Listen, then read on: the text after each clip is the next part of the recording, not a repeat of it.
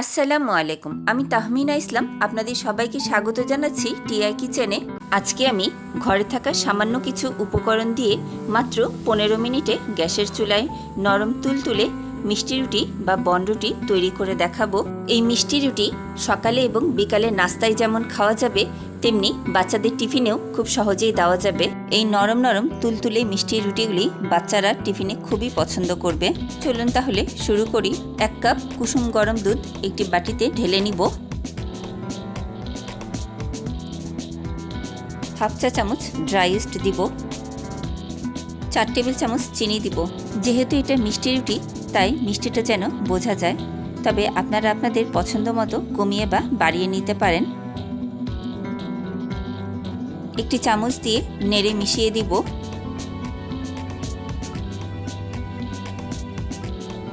ঢাকনা দিয়ে ঢেকে দিব 10 থেকে 15 মিনিটের জন্য। এর মধ্যে ইস্টটা অ্যাক্টিভ হবে। এর মধ্যে যদি ইস্টটা অ্যাক্টিভ না হয় তাহলে বুঝতে হবে ইস্টটা নষ্ট, এটা দিয়ে পাউরুটি হবে না। 10 মিনিট পর ঢাকনা তুলছি। এর মধ্যে ইস্ট অ্যাক্টিভ হয়ে গেছে। দিয়ে দিব আধা চা চামচ লবণ। লবণটা ভালো করে মিশিয়ে নিব। এর মধ্যে 2 কাপ ময়দা দিব। প্রথমে 1 কাপ ময়দা দিয়ে ময়দাটা হাত দিয়ে মেখে নিব। এবার আরেক কাপ ময়দা অল্প অল্প করে দিয়ে মেখে নিব। আমরা সফট একটা ডো তৈরি করব, আর এই ডোটা রুটি পরোটার মতো ডো হবে না। এই পর্যায়ে 1 টেবিল চামচ সয়াবিন তেল দিয়ে দিব। ডোটা 10 থেকে 15 মিনিটের মতো মথে নিব। যত বেশিক্ষণ মথে নিব ডোটা তত বেশি সফট হবে, আর এই কারণেই মিষ্টি রুটি বা বনরুটিটা তত বেশি সফট আর জালি জালি হবে। আবারও 1 টেবিল চামচ তেল দিয়ে মথে নিব।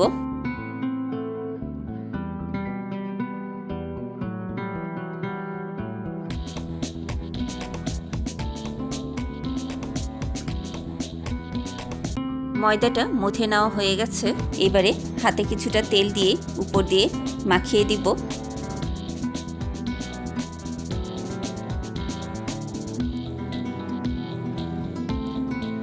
এবারে ঢাকনা দিয়ে ঢেকে বাটিটা রান্নাঘরের গরম জায়গায় রেখে দিব ডোটা ফুলে ওঠা পর্যন্ত। ঢাকনার ছিদ্রটা একটা টিস্যু দিয়ে বন্ধ করে দিয়েছিলাম। 30 মিনিট পর ঢাকনা খুলছি। ডোটা ফুলে ডাবল হয়ে গেছে। ডোয়ের ভিতর থেকে এবারে বাতাস বের করে নিব। ডোটা আরও কিছুক্ষণ মথে নিতে হবে, সেই জন্য এবারে রুটি বেলার পিঁড়ির উপরে কিছুটা আটা ছড়িয়ে ডোটা উঠিয়ে নিব। ডোয়ের উপরেও কিছুটা আটা ছড়িয়ে দিব। এভাবে টেনে টেনে আরও কিছুক্ষণ মথে নিব।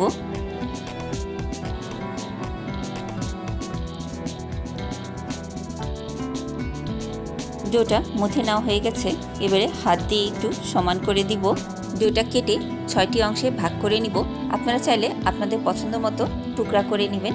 4টা করতে পারেন, 6টা করতে পারেন, 8টা করতে পারেন। যে যেরকম মোল্ডে বসাবেন সেই অনুযায়ী ভাগ করে নেবেন। আর আজকে আমি কাগজের কাপকেকের মোল্ডে এই মিষ্টি রুটিগুলি বসাবো। আটার টুকরোগুলি ছোট ছোট গোল গোল বলের মতো তৈরি করে নিব। সেজন্য হাতে কিছুটা তেল লাগিয়ে নিয়ে এভাবে বলের মতো তৈরি করতে সুবিধা হবে।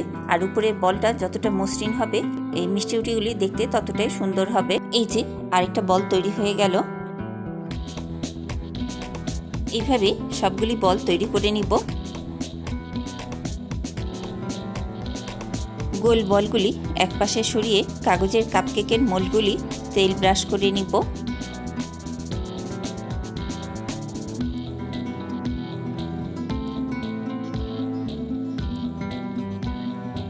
ডোগুলি এক একটা কাগজের মোল্ডে বসিয়ে দিব।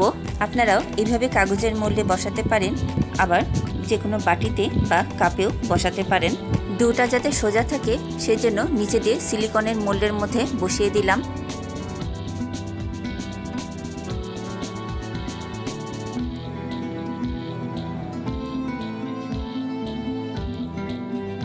একইভাবে সবগুলি ডো মোল্ডের ভিতরে সেট করে দিব। এবারে এই ডোগুলি রেস্টে রাখার জন্য একটি হাঁড়ির ভিতরে বসিয়ে দিব।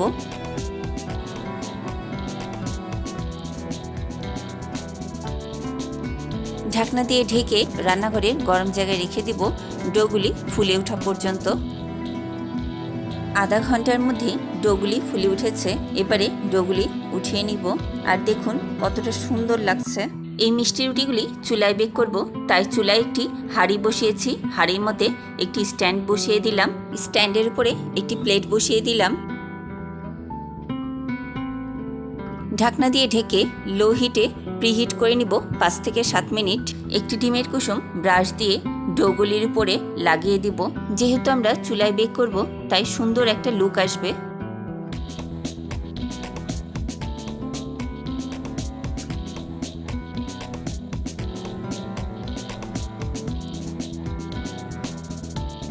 ব্রাশ করা হয়ে গেল। এবারে রুটির ডোগুলি প্রিহিট করে রাখা হাঁড়ির মধ্যে বসিয়ে দিব। আর এই কাজটি একটু সাবধানেই করতে হবে, নইলে গরম হাঁড়ি ছ্যাঁক লেগে যাবে। একটু ফাঁকা ফাঁকা করে রাখতে হবে, নইলে লেগে যাবে একটার সাথে আরেকটা। এবারে মিডিয়াম হিটে ঢাকনা দিয়ে ঢেকে বেক করে নিব 15 মিনিটের জন্য। 15 মিনিট পর ঢাকনা তুলছি। মাশাআল্লাহ, আলহামদুলিল্লাহ, কতটা সুন্দর লাগছে আপনারা দেখে বুঝতে পারছেন। আর সেই সাথে তৈরি হয়ে গেল আমাদের মিষ্টি রুটি বা বনরুটি। মিষ্টি রুটিগুলি এখন ঢেকে ঠান্ডা করে নিব, তারপরে দেখাচ্ছি।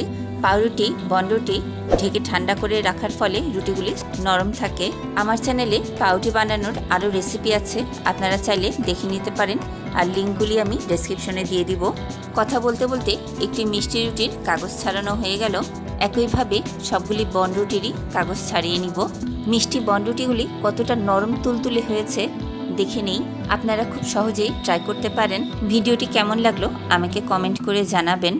ভিডিওটি ভালো লাগলে একটি লাইক দিবেন, আমার ইউটিউব চ্যানেলটি সাবস্ক্রাইব করবেন। আজকের মতো এখানেই শেষ করছি। পরবর্তী ভিডিওতে আবারও দেখা হবে ইনশাল্লাহ। ততক্ষণ ভালো থাকুন, সুস্থ থাকুন, টিআই কিচেনের সাথেই থাকুন। আল্লাহ হাফেজ।